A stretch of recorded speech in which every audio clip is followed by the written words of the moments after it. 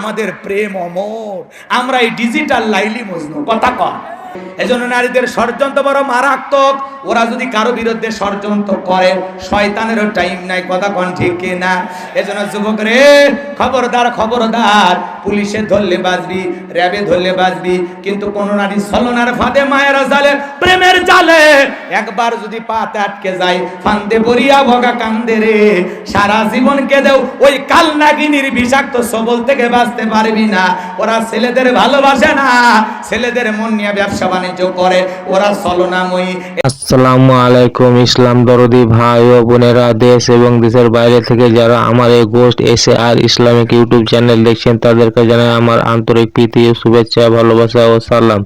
তো আজকে যে হুজুরকে নিয়ে এসেছি, সে হুজুর হচ্ছে গোলাম রাব্বানী হুজুর। গোলাম রাব্বানী হুজুর সত্যি এমন একজন হুজুর যা যুক্তিবাদী এবং সমাজের যে সমস্ত কর্মকলাপগুলো ঘটে তা বাস্তবের, তা আমাদের মিল খেয়ে যায়। সেই সমস্ত সামাজিক যে জিনিসগুলো বেশি নোংরা, মানে আমাদের সমাজকে যে জিনিসগুলো বেশি প্রচারিত এবং আমাদের সমাজকে যে সমস্ত জিনিস আমাদের সমাজকে মানে কলুষিত করছে বা আমাদের সমাজকে ধ্বংসের দিকে নিয়ে যাচ্ছে যে সমস্ত জিনিস, সেই সমস্ত জিনিসগুলোকে কিন্তু গোলাম রাব্বানী হুজুর তুলে ধরেন এবং তিনার বক্তব্য এত সুন্দর, মানে যা বলা যায় না। তো চলুন আমরা গোলাম রাব্বানী হুজুরের মুখ থেকে তার সুন্দর বয়ান শুনবো এবং সেই বয়ানকে আমরা আমল করার চেষ্টা করব ইনশাআল্লাহ। গোলাম রাব্বানী হুজুর সত্যি এমন একজন হুজুর যে হুজুর সমাজের সামাজিক যে দিকগুলো রয়েছে, যে বাস্তববাদী যুক্তিবাদী এমন একজন হুজুর সত্যি, যার বয়ান শুনলে হৃদয় জুড়ে যায়। তো চলুন আমরা শুনে নেব গোলাম রাব্বানী হুজুরের মুখ থেকে বিশেষ কিছু বয়ান। তো আর দেরি করবো না, চলো বন্ধুরা শুনে নাও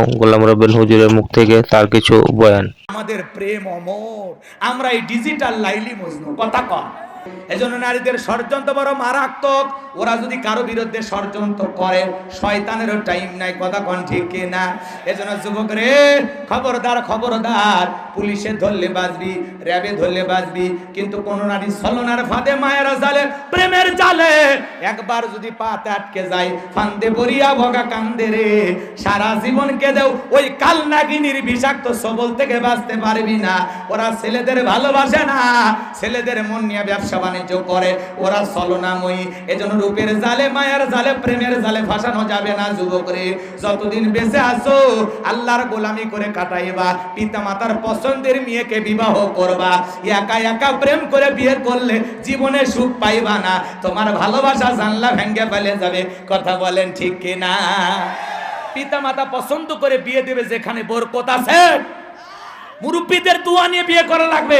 একা একা মাতবাড়ি করে বিয়ে করো না। আজকে 20 বছরের একটা যুবক বাড়িতে এসে বলে, আব্বা রাজি থাকলে 1 সাবুন, না হলে 2 সাবুন, উত্তর পাড়া লাকিকে আমি পছন্দ করেছি, কথা আমি দিয়ে ফেলেছি। আবার বাপ কোষ খেয়ে যা, তোর বাপ রাজি হয় না, ওই মেয়ে নিয়ে রাতের বেলা পালিয়ে যায়, আছে না নাই? পালিয়ে যা, বিয়ে করে 3 মাস পরে স্বামী স্ত্রী সম্পর্ক আর টেকে না, সব ভালোবাসা শেষ। এখন দাও কুড়েলের সম্পর্ক, ছেলে মেয়েরে দেখতে পারে না, মেয়ে ছেলের দেখে মারামারি করতে করতে দুইজনই আবার এক অন্যা পিছে মরেও যায়, আছে না নাই?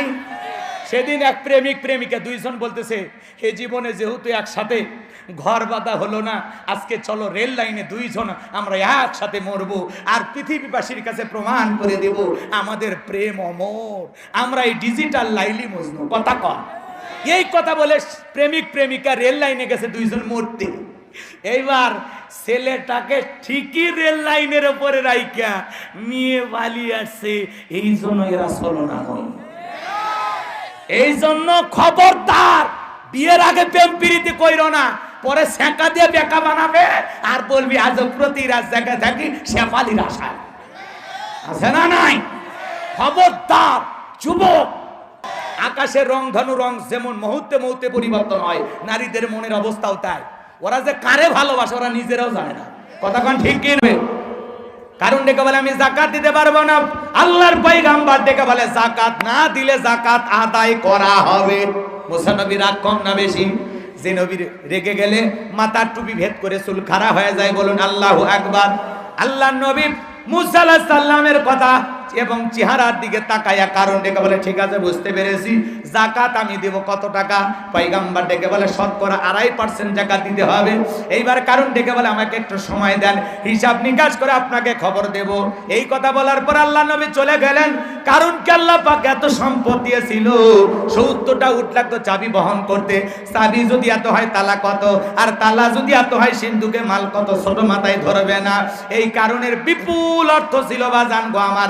এইবার কারণ তার সম্পদ হিসাব নিকাশ করে দেখে, কয়েক হাজার কর্মচারী দিয়া দিনের পর দিন রাতের পর রাত যদি যাকাত দেওয়া হয় এরপরে টাকা ফুরাবে না, এত পরিমাণে যাকাত আসছে। এমনি তো কৃপণ, পায়ে স্যান্ডেল দেয় না ক্ষয় যাবে বলে, গায়ে জামা পরে না ছিঁড়ে যাবে বলে, সেই কৃপণ কি এত টাকা যাকাত দিতে পারে না? এইবার কারণ একটা গভীর ষড়যন্ত্র করলো। এলাকায় একটা পতিতা মহিলা ছিল, নাম হলো সবদা। এই সবদা নামের 2 নাম্বার মহিলার কাছে যা বলে, সবদারে আমার একটা কাজ করে দিতে হবে, বিনিময়ে তোরে 2 বস্তা টাকা দেব, অ্যাডভান্স হিসাবে আজকে 1 বস্তা টাকা দিয়ে দিলাম, আর কালকে সাক্ষী দেওয়ার পরে আর 1 বস্তা টাকা দেব। বিনিময়ে আল্লাহর নবী মুসা আলাইহিস সালাম যেই মজলিসে দাঁড়ায় ওয়াজ করতে বয়ান করবে, আল্লাহর দিকে মানুষকে আহ্বান করবে, ওই ভরা মজলিসে দাঁড়ায়া একবার শুধু বলবি মুসা নবী দিনের বেলা ওয়াজ করে আর রাতের বেলা আমি সবদার সাথে রাত কাটাই, বাস এতটুকু কথা বললে যথেষ্ট, বাকি যা করার আমি করব। 2 নাম্বার মহিলা সবদা রাজি হয়ে গেল। পরের দিন সকালবেলা আল্লাহর নবী মুসা আলাইহিস সালাম হাজার হাজার জনতাকে আল্লাহর দিকে আহ্বান করতেছেন, আল্লাহর দিকে দাওয়াত দিতেছেন।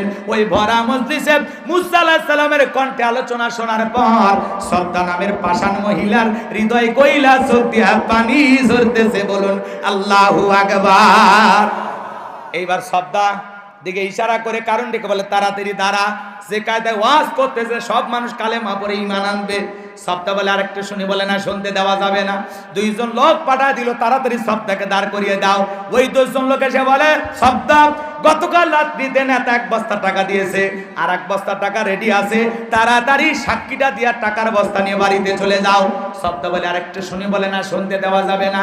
2 জন 2 হাত ধরে সবদাকে জোর করে দাঁড় করা দিলেন। যখন কারণ লাভ মেরে দাঁড়ায় বলে, মুসা রে ওয়াজ বন্ধ কর, টাকা দেখ 2 নাম্বার মহিলা দাঁড়াইছে। কথা কন না কেন? মহিলাটা 2 নাম্বার না 1 নাম্বার? মুসা নবী কি জানে? রতনে রতন সেনে, কথা কন না কেন? এবার ডাইরেক্ট বলতেছে মুসা ওয়াজ বন্ধ কর। তাকিয়ে দেখ 2 নাম্বার মহিলা দাঁড়াইছে। আজও পৃথিবীর জমিনে আলেম ওলামা যখন হক কথা বলে, সুদের কথা বলে, ঘুষের কথা বলে, জিহাদের কথা বলে, আল্লাহর আইন দিয়া এই সমাজ রাষ্ট্র পরিচালনা করতে চায়, কোরআনের রাজ কায়েম করতে চায়, এক শ্রেণীর লোক ডাইরেক্ট বাধা দিয়ে বলে, হুজুর আপনার ওয়াজ লাইন ছাড়া, হুজুরের ওয়াজ লাইন ছাড়া না, তোমার জীবন লাইন ছাড়া, তুমি একটা তার সেরা। আজকে মসজিদে দাঁড়িয়ে সুদের কথা বলা যায় না, সুদখোর হয়ে আছে সভাপতি, সুদের কথা বলে, হুজুর আমি তো এই ব্যবসার সাথে জড়িত, আপনি আমার এসব বলছেন কেন? কথা কন। পরের দিন এসে বয়ান চেঞ্জ করছে, ঘুষের ওয়াজ। এবার ইয়া বড় ভুরি সেক্রেটারি সাহেব বলতে, দেখেন না আমার ভুরিটা তো কাজ করেই বেরিয়েছে, এসব কেন? কথা কন। পরে আবার পর্দার ওয়াজ শুরু করলে কেশিয়ারের মন খারাপ। তাই একদিন না হুজুরের বাড়িতে নিয়ে গেছিলাম দাওয়াত খাওয়াইতে। আমার মেয়ে ইন্টারে পরে কি এমন বয়স হয়েছে, নাক চিপলে মায়ের দুধ বের হবে, ওর না সারা যেন হুজুরের সামনে এসেছিল। এই কথা মসজিদে এসে সবার সামনে বলতে হবে। হুজুর ওয়াজ করে কোন দিকে আর ওরা বোঝে কোন দিকে? কথা কন, আছে না নাই? রাগ করতেছেন আপনারা? বিরক্ত হইন না, হইলেও আমার কিচ্ছু করার নাই, এই কায়দায় চলবে। রাগ হচ্ছে, রাগ হচ্ছে। আজকে হক কথা বলা যায় না, সুদের কথা বলা যায় না, ঘুষের কথা বলা যায় না। মসজিদের মেম্বার বলে আপনি দাঁড়িয়ে হক কথা বলবেন, ফ্যান লাগায় দেয়, হুজুর মাথা ঠান্ডা রাখেন। এরপরে যখন ফ্যান দেওয়া হয় না, পরে মসজিদ কমিটি সবাই মিলে এসি লাগায় দেয়, হুজুর তাও গরম ওয়াজ করে না, এই ঠান্ডা কুল কুল। আছে না না? রসুল সিজদা দিয়েছেন, কাফেররা ভুঁড়ি চাপায় দেয়, আর আমাদের উপরে এসি করে। কি শান্তি, কি আরাম। ইমামতি করা মানে মসজিদ কমিটির গোলামি করা না, আমরা গোলামি করি আল্লাহ, আর ওটা রসুলুল্লাহর মেম্বার। ওই জায়গায় দাঁড়িয়ে হক কথা বলা লাগবে, চাকরি থাক আর যা, কথা বলা ঠিক কিনা? সুবিধাবাদ চিন্তাবাদ হলে হবে না, হক কথা বলতে হবে। এখন উচিত কথা যদি কই পিঠের ওপর দিয়ে যাবি মই, এই আনন্দের কিছু লোক কিনে খাবে বগুড়ার স্পেশাল দই। কথা বলে না কেন? সত্য কথা বলতে হলে যেতে হবে কারাগারে, এমন আতঙ্কবাজ বাংলার ঘরে ঘরে। তবুও সত্য বলতে চাই, দুনিয়ার জালেমদের করি না ভয়, আমি ইসলামের দুশমনদের করি না ভয়। হক কথা বলতে হবে কোরআনের জন্য, দ্বীনের জন্য। যদি প্রয়োজন হয় মাথায় কাফনের কাপড় বেঁধে বিবির কাছ থেকে বিদায় নিয়ে, সন্তানদের কাছ থেকে বিদায় নিয়ে আল্লাহর জমিনে আল্লাহর দ্বীনকে প্রতিষ্ঠিত করার জন্য কারা কারা জীবন দিতে প্রস্তুত, তুই হাত তুলে আল্লাহকে দেখা।